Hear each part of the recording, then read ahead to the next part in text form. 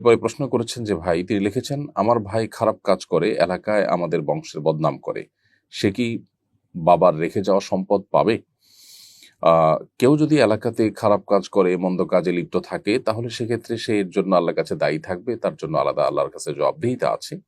কিন্তু এর কারণে মিরাসের অধিকার থেকে, মিরাসের প্রাপ্যতা থেকে সে মাহরুম বা বঞ্চিত হবে না।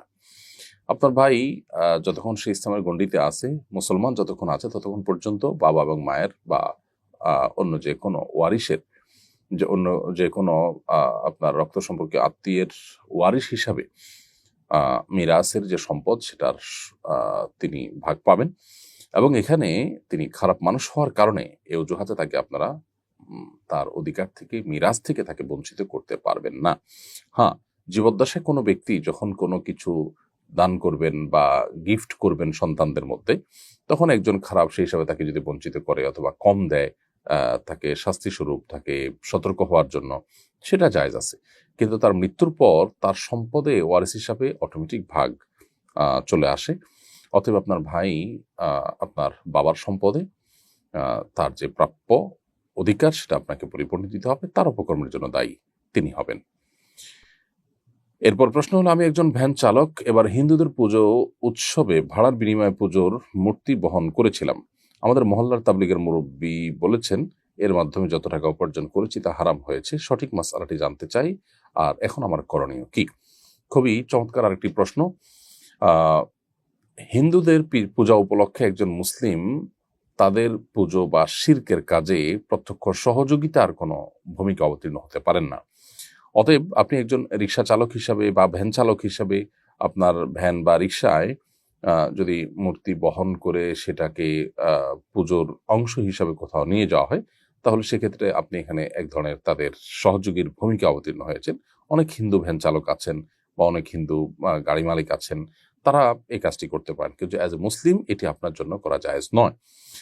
একজন হিন্দু তিনি এই কাজটি করতে পারেন বলতে এটা তার বিষয়, কিন্তু মুসলমান হিসাবে আপনার জন্য, আপনি যেহেতু বিশ্বাস করেন যে শিরক আল্লাহর নিকট সবচেয়ে বড় অপরাধ, আপনি যদি কোরআনে বিশ্বাস করেন, আল্লাহ তাআলার নির্দেশ এবং নিষেধকে মেনে চলতে হবে সেটাতে বিশ্বাস করেন, সো আপনার ঈমানের আলোকে এই কাজটি আপনি করতে পারেন না।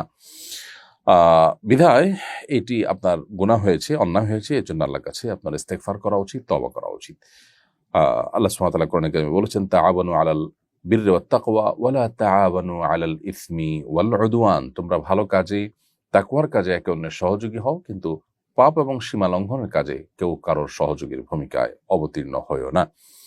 এজন্য কোনো পাপ, শিরক বা গুনাহের কাজ হবে, আপনি জানেন, অতএব সে কাজে সহযোগিতা আপনার মাধ্যমে যদি হয়ে যায়, প্রত্যক্ষ সহযোগিতা যদি আপনার মাধ্যমে হয়, সেটা আপনার ভ্যানের মাধ্যমে শিরকের উপাদানকে নিয়ে যাওয়া হলো, আপনি জানেন এটা দিয়ে শিরক করা হবে, তাহলে এটা প্রত্যক্ষ সহযোগীর ভূমিকা অবতীর্ণ হওয়ার মতোই। সো এটা আপনার জন্য জায়েজ হবে না, এবং এর মাধ্যমে উপার্জিত যে টাকাটি আপনার হাতে এসেছে, হস্তগত হয়েছে, সেটা সাদাকা করে দিবেন গরিব দুঃখীদেরকে, এতিম মিসকিনদেরকে, এবং সেখানে আপনি নিজে দানের যে সওয়াব পাওয়ার কথা সেটা নিয়ত করবেন না। এর মাধ্যমে আল্লাহর কাছ থেকে আপনি দায়মুক্ত হতে পারেন, এবং ভবিষ্যতের উপর আপনাকে সতর্ক থাকতে হবে এবং তওবা করতে হবে খাঁটিভাবে, যেন আর কখনো কোনো অন্যায়, কোনো গুনাহের কাজে আপনি সহযোগীর ভূমিকা অবতীর্ণ না হন। ব্যাপারটিকে আরো সহজে বোঝার জন্য আমরা একটা উদাহরণ দিতে পারি। সেটা হলো যে, ধরুন কেউ কাউকে খুন করতে যাচ্ছে, আপনি জানেন। এখন খুনির যেটা দিয়ে খুন করবে সে অস্ত্রটা আপনার ভারী, এবং সেটা বহন করার জন্য তার দরকার, ভ্যান দরকার। তো আপনি আপনার ভ্যান ব্যবহার করতে দিলেন, এবং ভাড়ার বিনিময়ে আপনি আপনার ভ্যান দিয়ে এই খুনিকে তার খুনের জায়গা পর্যন্ত নিয়ে দিয়ে আসলেন। ব্যাপারটা যেরকম অপরাধ, ব্যাপারটা যেরকম গুনাহ, ঠিক একইভাবে শিরক করা হবে আপনি জানেন, সেক্ষেত্রে শিরকের উপাদানকে বহন করাটাও গুনাহ হবে।